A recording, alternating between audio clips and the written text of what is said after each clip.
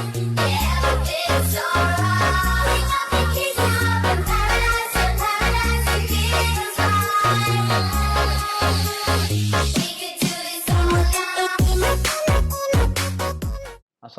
warahmatullahi wabarakatuh. Halo teman-teman semua, bagaimana kabarnya? Semoga sehat selalu.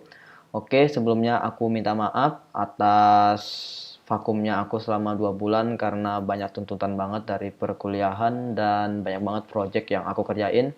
Jadi aku tidak sempat untuk melanjutkan materi sebelumnya di seri ke-8.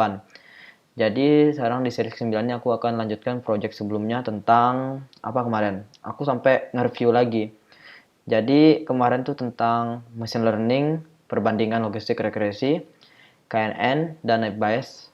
Oke, jadi kemarin tuh sampai di sini ya, sampai di chartnya ya. Tapi belum masuk ke model machine learningnya. Oke, untuk melanjutkan seri ke-8 nih, aku langsung aja ya lanjut. Jadi sekarang aku akan membahas lagi ya tentang materi seri ke-8, maksudnya part keduanya. Oke teman-teman, sekarang aku lanjut aja ya, mulai ke codingan. Kita buka langsung terminalnya. Oke, sekarang aku tuh pakai Jupyter Notebook karena wifi di rumah lagi gangguan.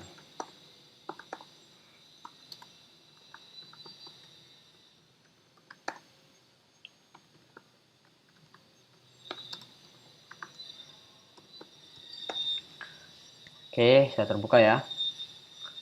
Sekarang kita lanjut ke project sebelumnya. Jadi ini ya project sebelumnya. Nah, jadi di sini hanya menampilkan 5 data aja karena kita menggunakan fungsi hit. Jadi misalkan aku mau taruh 10 data, bisa juga ya. Oh iya, ini belum di run, jadi error. Ya, ini 10 data ya. Jadi aku tuh pengen lihat datanya semuanya, data keseluruhannya. Oke, kita run lagi. Nah, jadi data keseluruhannya tuh ada 1025 row dan 14 atribut atau kolom. Jadi ini ya atributnya. Oke, tipe datanya ada integer sama float. Terus dimensinya ada 1025 sama 14 atribut. Terus data yang nolnya itu tidak ada ya, false. Terus data duplikatnya itu sebanyak 723 data duplikat dan yang enggak duplikat itu sebanyak 302. Dan ini hasil dari summarization-nya atau dipakai fungsi describe. Jadi kalian bisa lihat count, main, standard deviation dan min-nya langsung quartile 1, 2, 3 dan max-nya. Oke. Jadi ini hasil chartnya ya. Kita kemarin sampai di sini. Oke, aku run lagi ya. Oke. Nah, sekarang kita akan lanjut ke model machine learning-nya. Sebelum itu, kita harus memisahkan data yang kita mau pakai. Jadi kita akan buat variabel baru. Jadi kita akan mengambil atribut target ini. Target ini kita akan pindahkan ke variabel baru ya, ke variabel x. Jadi kita buat dulu di sini. Jadi kita buat dulu x sama dengan terus df, kita menggunakan fungsi drop ya untuk menghapus. Terus di kolom mana? Misalnya di kolom namanya itu apa? Target. Jadi kita tulis ini target. Setelah itu enter. Sekarang kita baca hit. Setelah itu kita run. Nah, jadi datanya udah hapus ya. Udah dihapus. Jadi ini tuh, oh ya salah, maaf sebelumnya. Jadi ini tuh apa namanya? Dataset ini ditampung oleh ini, oleh variabel x. Jadi kita menghapusnya ya, menghapus apa namanya? Menghapus atribut target. Nah, sekarang kita akan masukkan variabel apa? Atribut target ini di variabel y. Nah, sekarang kita buat variabel y dulu, df. Terus masukkan nama atributnya, target. Setelah itu kita panggil. Nah, jadi ini data targetnya. Sesuai kan? di indeks ke 0 sampai ke 4 tuh 00 semua. Jadi ini data targetnya ya. Kita panggil secara default, hanya 5 data saja. Nah, sekarang kita akan masuk ke model machine learning-nya. Oke, terlebih dahulu kita masuk ke model machine learning apa? Oke, saya mengambil keputusan kita main di logistic regression aja. Oke, kita buat dulu komentar ke LR, biar teman-teman nggak bingung ya. Nah, sekarang kita masukkan menu, apa namanya? Modul sklearn. Jadi, library sklearn ini tuh sangat berperan penting ya dalam machine learning. Di video sebelumnya aku udah menjelaskan ya, apa tuh sklearn. Nah, sekarang kita panggil dulu from sklearn dot model selection. Oke, underscore select selection, terus import. Jadi sini kita mau mengimportnya itu data train sama data test. Jadi kita menggunakan fungsi train test split. Jadi kita mau mengelatih datanya dulu ya. Train test split. Oke. Setelah itu kita mau manggil lagi nih metriknya. Dot metric. Matrix. Bener nggak tulisan kayak gini? Kayaknya benar. Terus kita mau, ini nggak titik ya. Kita akan mengimport untuk menghasilkan akurasinya ya. Jadi di sini kita untuk menampilkan akurasi skornya. Akurasi underscore score. Terus apa kita membutuhkan computation matrix? Tapi di materi ini aku nggak bakal ngejelasin ke teman-teman secara detail apa sih itu computation matrix, apa sih itu akurasi score, dan apa sih itu trend test split. Jadi kalau aku menjelaskan otomatis video ini akan berdurasi panjang banget. Bisa jadi sampai 1 jam. Jadi teman-teman bisa nyari aja ya, apa sih itu computation matrix, apa sih itu akurasi score. Jadi teman-teman bisa nyari secara mandiri ya. Mungkin aku tambahin aja ya computation matrixnya biar teman-teman paham, tapi teman-teman cari sendiri ya apa sih itu computation matrix.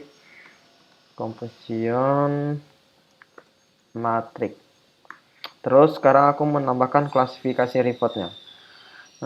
Classification underscore report. Oke, kayaknya ini udah cukup ya. Ini error kayaknya aku salah penulisan deh. Kayaknya di mana ya, di classification ini. Jadi ini itu nggak ada A-nya kayaknya. Benar, ntar classification. Oh ya, ini pakai I ya. Maaf teman-teman. Oke, kurang teliti, maaf. Jadi sekarang kita akan membagi datanya, data train sama data test.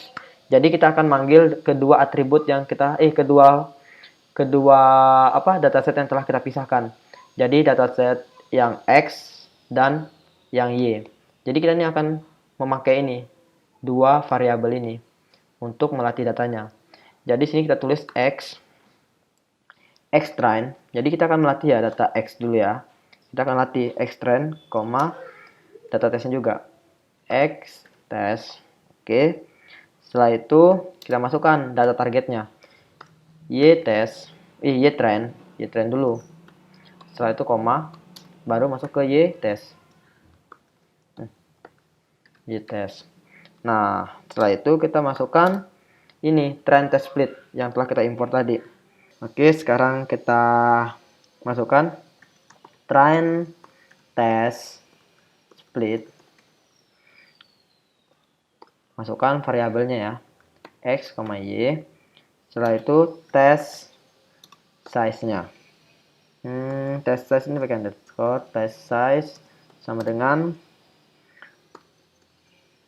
0. Jadi data trend itu lebih besar ya daripada data test. Jadi misalkan nih data trend itu 80%, data testnya itu hanya 20%. Oke. Seperti itu ya. Jadi teman-teman tuh bisa cari sendiri apa sih tentang trend test data ini gimana. Oke, kita masukkan random state-nya. Oke. Sekarang error di invalid syntax size. Ini ntar aku kurang teliti kayaknya. Bentar. Di sini kayaknya kurang koma. Oke. Sekarang kita lanjut ke model machine learning-nya. Jadi kita akan mengimport logistik regresinya from Jadi sini kita tulis from sklearn dot logistik. Bukan. Linear. Baru kita import ntar. Linear model. Baru di sini kita import logistiknya. Logistik regression. Oke.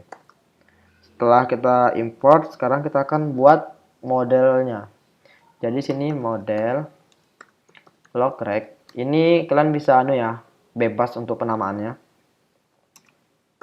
Terus setelah itu kita panggil ininya yang kita import ini.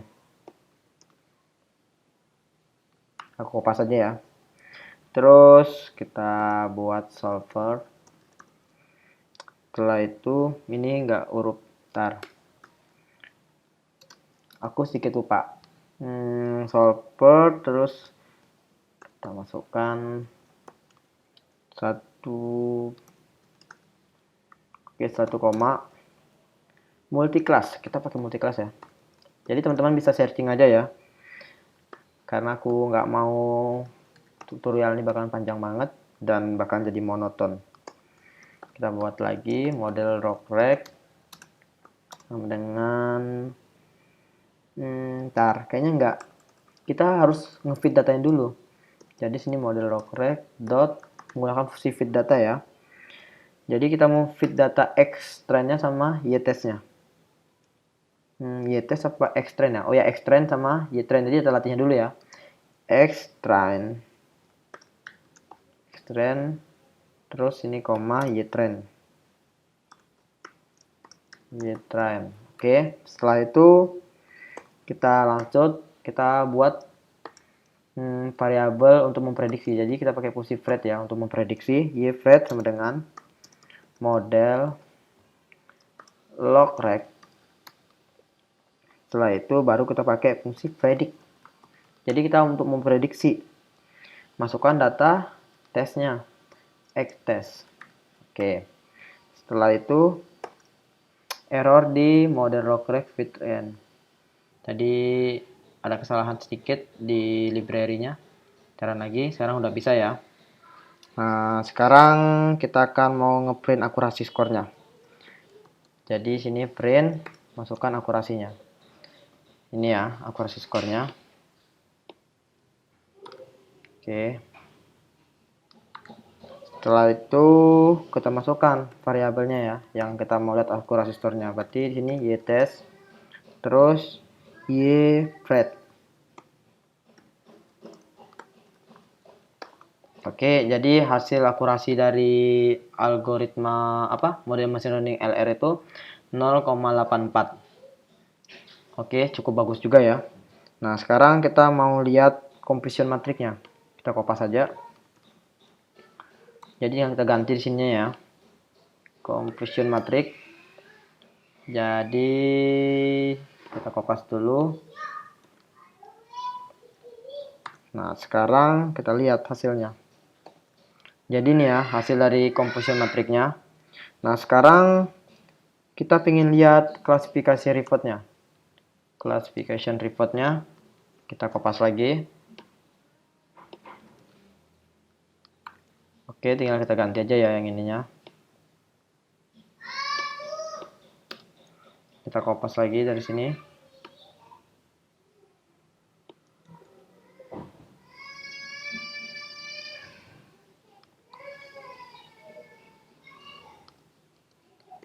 Oke, kita run.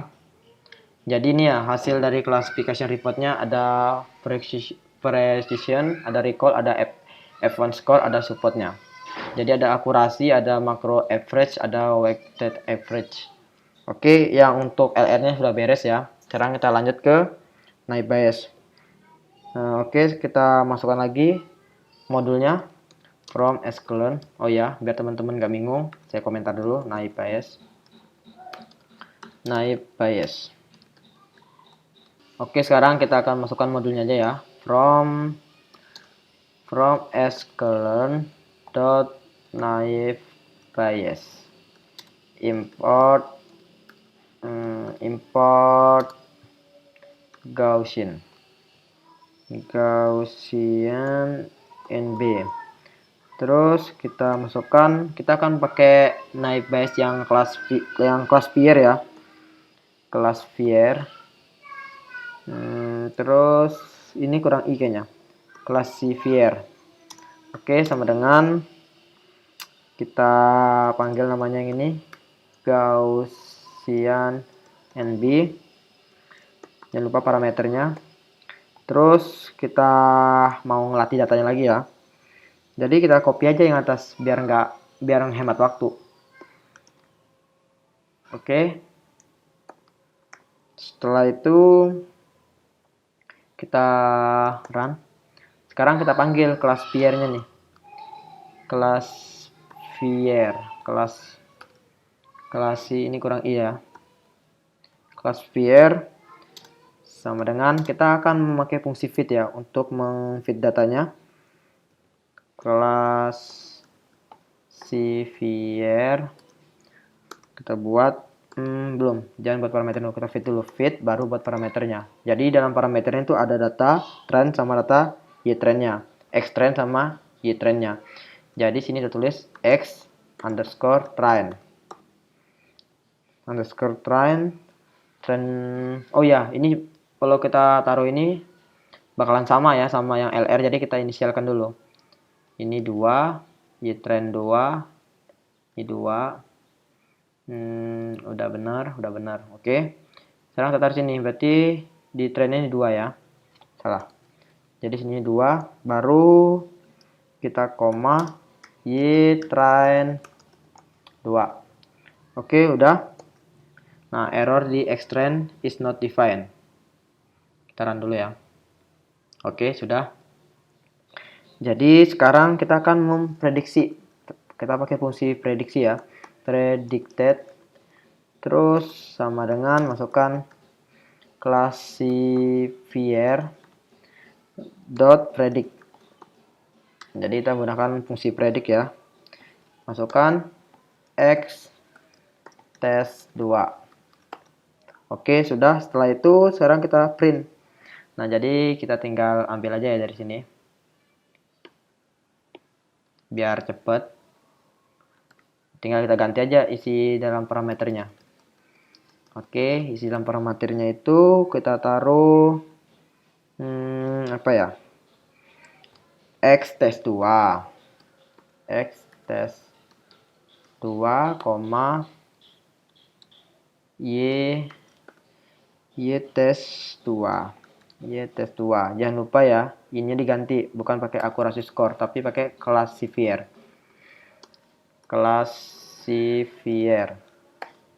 Oke, error Gaussian NB object not cable. Oke, jadi ini errornya di mana ya? Kurang skornya. Sorry teman-teman. Skor. Oke, jadi hasil skornya ini 0,83. Jadi dari perbandingan antara RR dan naive Bayes lebih bagus LR ya dalam segi akurasi. LR mendapatkan skor 0,84 sedangkan naive Bayes 0,83. Nah, sekarang kita lihat dari apa namanya? Kita lihat apa lagi ya? Confusion matrixnya perlu nggak? Kayaknya teman-teman gampang aja, tinggal teman-teman kopas aja ya, biar menghemat waktu. Jadi teman-teman tinggal rubah aja ntar. Kayaknya perlu deh, aku tambahin aja ya. Untuk yang confusion matrixnya, print. Terus kita masukkan confusion matrix. Confusion matrix. Terus masukkan dalam parameternya tuh y test 2. Y test 2 ya, apa? Oh ya, ini nggak bisa, kita harus memprediksi dulu. Jadi sebelum ini kita harus buat apa namanya, y true nya. Y true sama dengan Y test sama dengan Y test 2. Oke, setelah itu kita buat lagi variabelnya Y fret 2 sama dengan predicted. Kita memprediksi ya, baru kita print akurasinya. Print akurasi skor. Baru di dalam parameter kita taruh Y true, Y fret. Nah, jadi ini hasilnya ya. Sama aja kok. Untuk kenapa kita buat kayak gini? Karena kita bisa biar kita bisa lihat hasil composition matrixnya. Jadi sebenarnya kalau teman-teman nggak mau buat nggak masalah. Karena bisa langsung lihat dari sini aja ya skor akurasinya. Tapi untuk melihat composition matrix kita harus buat lagi variabel baru. Jadi di sini kita print composition matrix baru kita masukkan Y test 2, Y fret 2. Oke, setelah itu kita print lagi. Ini kita pakai classification report. Baru masukkan dan parameternya itu Y test 2, Y fret 2. Oke.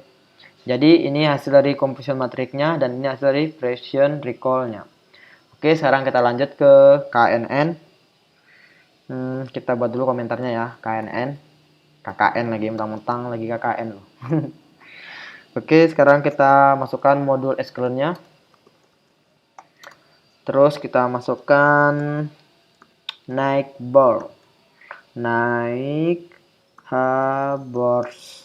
import KN naik board ya, KN naik board classifier. Oke. Sekarang kita mau ngelatih datanya lagi ya. Ngelatih data, kita kopas lagi. Jadi kita kopas saja biar nggak lama. Jadi tinggal kita ganti ya ininya jadi 3. Gampang banget kan teman-teman untuk klasifikasi kayak gini. Jadi yang penting teman-teman tuh ngerti aja alurnya. Insya Allah teman-teman paham. Dan sekarang kita akan buat lagi KNN. Terus kita masukkan yang kita import ini. Kopas terus kita masukkan dalam parameternya tuh n underscore naik board sama dengan 2. Oke, setelah itu kita akan ngefeed datanya ya, knn.feed.